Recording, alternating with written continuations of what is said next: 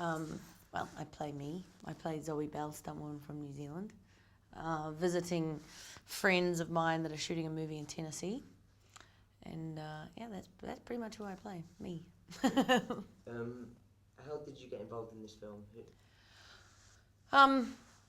That's entirely Quentin's fault. He, I'd worked with Quentin on the Kill Bill movies, Doubling Uma, and there's a documentary called Double Dare that's made about me and another woman, Jeannie Epper, and Quentin really enjoyed the movie. And I mean, it's hard for me to talk about it. You're better off asking him because it makes me feel less stupid talking about myself. But I guess he saw me in that movie and decided he wanted that character in one of his movies. So he wrote a movie as kind of, I sort of see it as a little bit of a Quentin-esque homage to the stunt community as a whole, and to be able to cast a stunt woman as herself was kind of him giving the stunt community a big ups, And I mean, he just turned up to my house one day with a script. I knew I was going to be in it, but I thought I would have like a cameo role. It would be sort of his little homage to Kill Bill, tying it in.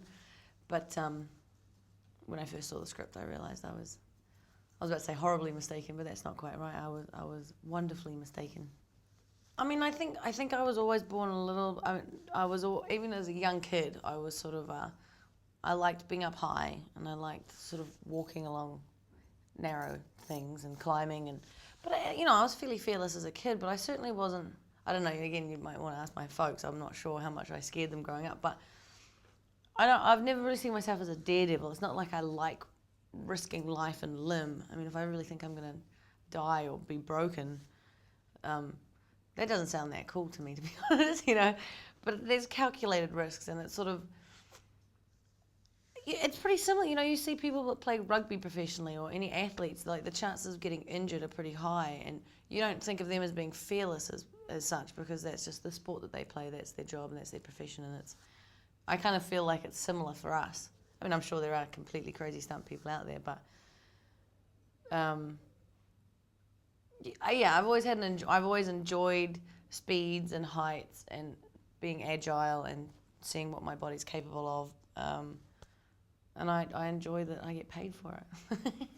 On set, there's always the coordinator who is the boss man, and they'll often have an assistant coordinator or a rigging coordinator or whatever.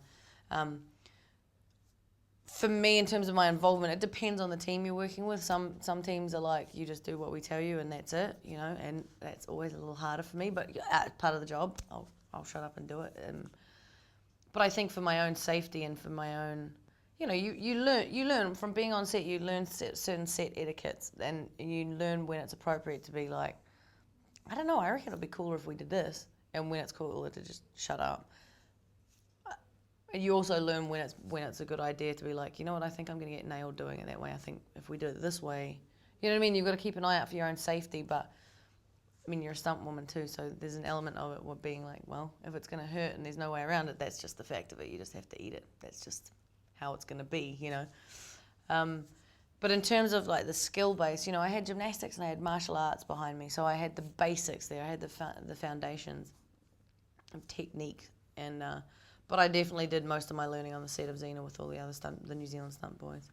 No, that was completely Quentin's idea. Ship's Mast was entirely Quentin's idea. He, when he first showed me the script, I had no idea that I was going to be one of the lead characters in the movie. No idea. So I was pretty shocked. And like one of the ways he battled me being stunned about the fact that I was going to have to talk in front of the camera so much was, he was like, yeah, but there's an amazing action sequence. Let me tell you about it. I'll buy you some beers and I'll tell you about the action sequence. And I was like, better be good, dude, because I'm freaked out right now, And he explained it to me, and I was really excited about it.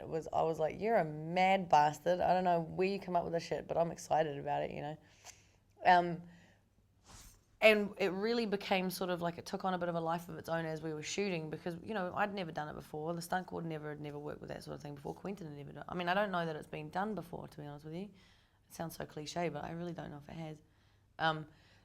We didn't know what our limits were, what our boundaries were. We did a couple of sort of rehearsal days where we were driving around, feeling it out, seeing where you could put me, how far I could, And then when it came to shooting, we had the 2 cars. An amazing stunt team on this movie, amazing. I just love those guys. So we had the 2 stunt drivers. Jeff Dashner was the coordinator in a follow car.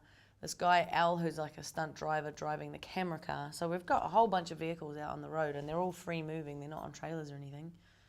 And we started off kind of doing what we could, seeing where we could get the camera, seeing if we could get my face in at the same time as the wheel and this and that and avoid the stunt driver, but get the, and it was just after days and days of like doing it, we started getting a little bit faster and we started getting a little bit looser and a little bit crazier and we started getting a little bit more sideways and a little bit pushing me a little bit closer to the edge. And, and by the end of it, I mean, we were clicking at 80 or 90 miles an hour at one point, miles. I mean, that's fast. At one point I had my face over the thing and I was watching the concrete disappear underneath me, and I was like, it's amazing that this is not frightening to me right now because we are moving. Like at those speeds, if anything went wrong, if we had a pothole, it could have been nasty. But I think because we'd started off such tight teamwork the way we had, we were able to really push the boundaries in slow increments. So it got to the point where it was so satisfying being able to push it like that.